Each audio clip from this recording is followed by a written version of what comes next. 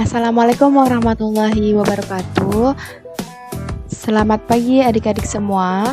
Hari ini kita akan belajar mengenai komponen laporan keuangan. Jadi, gimana kemarin PHB-nya? Gampang ya soalnya. Alhamdulillah. Nah, ini adalah kertas kerja ya adik-adik. Kemarin kan kita udah mempelajari tentang kertas kerja. Jadi yang mana kertas kerja itu disusun dari kode akun sampai ke akun neraca. Ini dia satu lengkap kertas kerja. Nah, setelah kita menyelesaikan kertas kerja, apa sih yang harus kita kerjakan lagi? Ya, ini adalah langkah selanjutnya. Oke, langkah selanjutnya adalah kita akan menyusun yang namanya ini ya, kita akan menyusun namanya laporan laba rugi. Jadi laporan laba rugi itu silakan diperhatikan format tabelnya, yaitu ada dua, pendapatan dan beban. Sama ya, kita lihat kayak di kertas kerja kita, laba rugi kan isinya itu pendapatan dan beban. Pokoknya semua pendapatan dan beban itu masuknya ke laba rugi. Nah, ini kita bikin tabelnya sendiri. Bagi yang kemarin mengikuti pembedahan kisi-kisi sampai selesai, materi ini udah Mbak ajarkan ya, cuma nggak apa-apa kita ulangi lagi.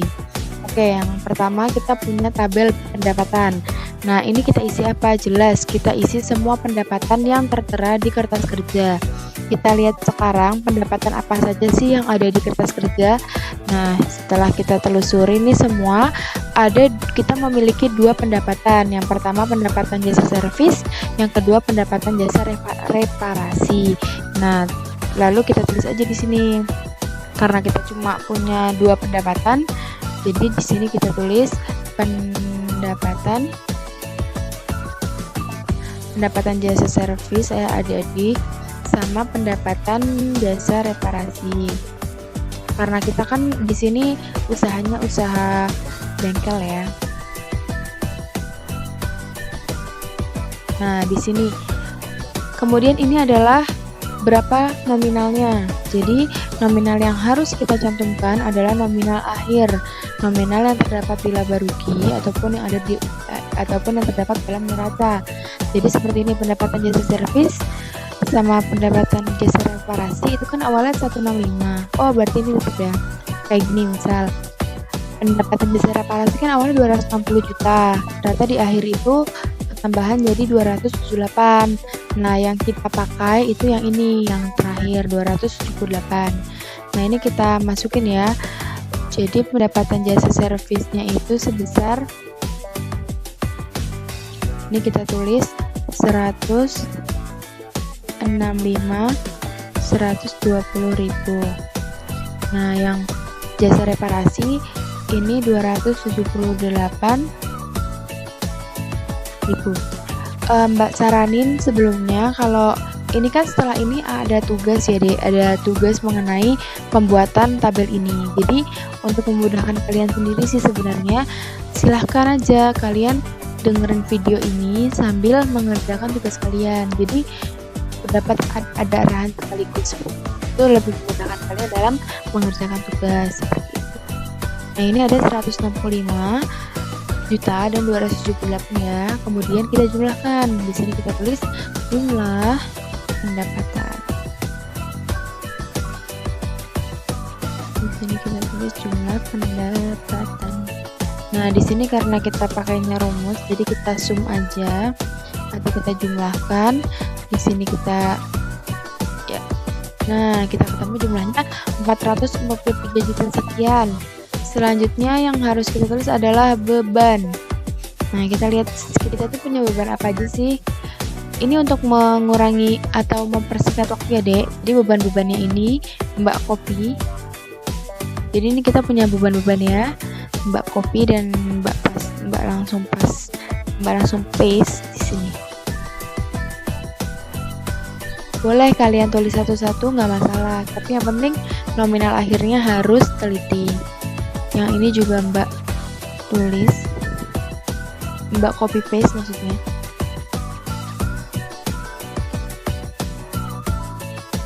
Oke, mohon maaf. Nah, di sini Mbak copy paste. Nah, saran Mbak, ketika kalian membuat ini, kalian hitung beban kalian tuh udah masuk semua atau belum. Jadi di sini tadi Mbak tuh udah sempat ngitung kalau Mbak tuh di kertas kerja punya beban sebanyak 12. 1 2 3 4 5 6 7 8 9 10 11 12 ya. Jadi yang harus kalian masukkan ke dalam laporan laba rugi itu juga harus 12. 1 2 3 4 5 6 7 8 9 10 11 pas ya. Nah setelah udah kita masukkan nominalnya.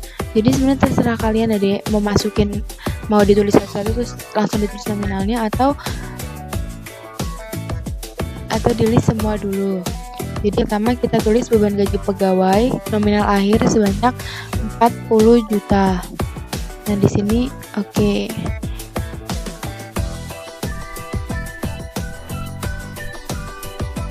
Oke, ini untuk jumlah, maaf ya, kita pindahkan ke sini biar gampang hitungnya. Nah, di sini kita lihat beban gaji pegawai itu sebanyak 40 juta. Oke, kita tulis 40 juta. Kemudian kita ikutin saja alurnya 5 juta. Ini Adek, kita lihat dari sini. Pokoknya diteliti aja beban pembelian bengkel itu berapa. Terus ini 13.700.000.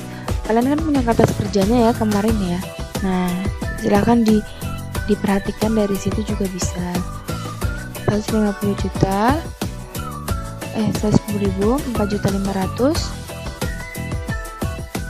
terus 32 juta beban penghapusan piutangnya ini 120.000 8 juta. Kemudian kita punya 5.500.000. Kemudian kita punya 17 juta. 15 juta. Dan yang terakhir 20 juta. Nah, semua beban ini jangan lupa kita jumlahkan atau kita sum lagi. Oke, mohon maaf, kita sumnya di sebelah sini. Sum. Oke, kita sum semua beban ya. Jadi jangan semua banget. Semua beban kita sum. Nah, kita dapat bebannya sebesar 172.970. Jadi rumusnya laporan laba rugi adalah pendapatan dikurangi beban. Nah, jadi di sini kan oke, di sini kita kasih nama dulu ya biar gak bingung. Di sini jumlah beban. Nah, di sini kita dapat laba bersih.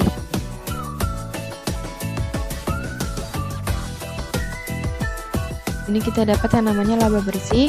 Laba bersih itu didapat dari pendapatan dikurangi sama beban. Oke, di sini kita dapat 270 juta. 200 tepatnya 270 150.000. Nah, di sini kita lihat apakah perhitungan kita tuh benar atau tidak. Kita lihat posisi kertas kerja. Di sini kita lihat selisihnya kan 270 juta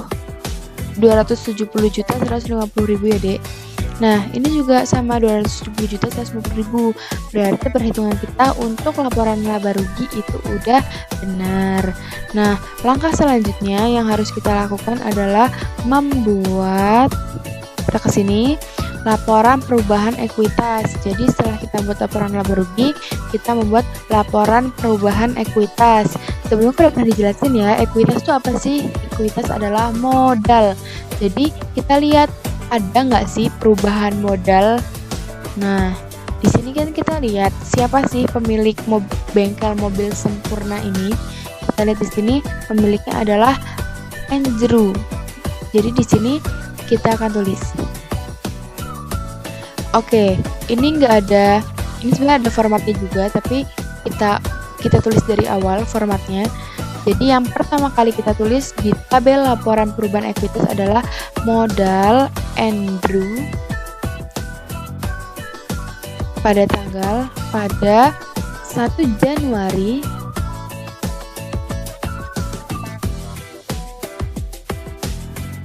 2017. Nah, ini modal Andrew pada 1 Januari 2017. Sebesar berapa? Kita lihat di sini modal Andrew di paling akhir sebesar 90.360.000. Kita tulis di sini. Kredit ya, 9. Jadi berapa, Dek? Astagfirullah, maaf ya. 90.360.000. Kita tulis 90.360.000.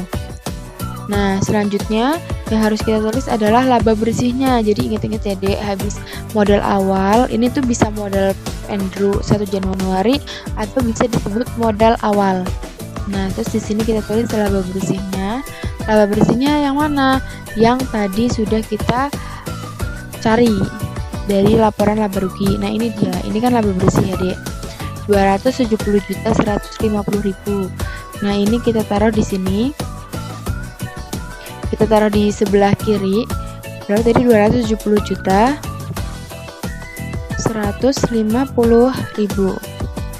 Nah, udah, setelah itu kita tulis prive. Setelah modal kita tulis prive atau pengambilan pribadi Andrew. Atau singkatnya kita tulis prive saja ya, prive Andrew.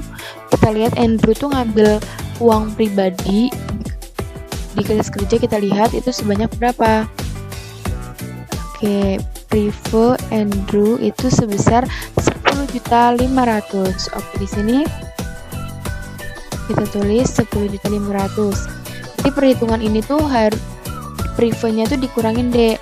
Jadi di sini kita kurung ya, karena harus dikurangi.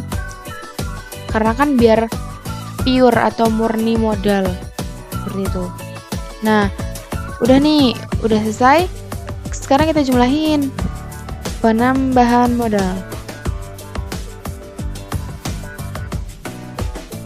Jadi kan modal awalnya si Andrew ini kan 90 juta sekian. Ternyata Andrew tuh dapat tambahan modal dari laba bersih. Dia tuh dapat keuntungan bersih sebesar sekian dan dikurangi prive. Jadi kan prive itu sebenarnya masuk dalam modal ya, tapi karena udah diambil jadi harus dikurangi. Ini pertama kita jumlahin dulu. Yang ini yang laba bersih sama prive. Nah, jadi 259. Ini adalah penambahan modalnya Andrew. Nah, modal akhirnya Andrew itu sebenarnya berapa sih? Ini bisa ditulis modal akhir atau modal Desember 2017. Ini kita cari, tinggal ditambahin aja. Berarti modal awal ditambah modal akhir. Ya, kita dapat sebesar 350.010.000. 350.010.000. Terus kalau ada yang nanya, cara tahu perhitungan, kan tadi kita tahu ya, cara tahu perhitungan laporan laba rugi ini benar apa enggak tuh dari mana. Nah, cara tahu laporan perubahan ekuitas ini tuh kita udah bener apa enggak tuh dari mana sih? Dari ini akan terlihat kita menghitungnya benar apa enggak ketika kita sudah mengerjakan laporan neraca atau laporan posisi keuangan. Jadi step setelah laporan perubahan ekuitas adalah laporan posisi keuangan atau neraca. Tapi itu kita akan bahas pekan depan. Jadi pembelajaran hari ini cukup sampai step laporan perubahan ekuitas atau laporan perubahan modal. Nah, perhatikan ya, Dek, semua step setelah kertas kerja itu ditulis pada Desember. Jadi pasti ditulis pada akhir tahun seperti itu. Nah, kenapa kok ditulis pada akhir tahun? Nah, di akhir tahun tuh kita lihat semua. Kita lihat modal kita dapat laba berapa, si Andrew ini tambahan modal berapa dan segala macam. Nah, nanti di neraca ini kita akan tahu ada kecurangan nggak sih atau balance nggak sih semua keuangannya Andrew atau bengkel mobil sempurna ini. Tapi itu kita akan bahas pertemuan selanjutnya. Kalau ada yang masih bingung silahkan langsung ditanyakan saja di grup. Kurang lebihnya mohon maaf. Wassalamualaikum warahmatullahi wabarakatuh.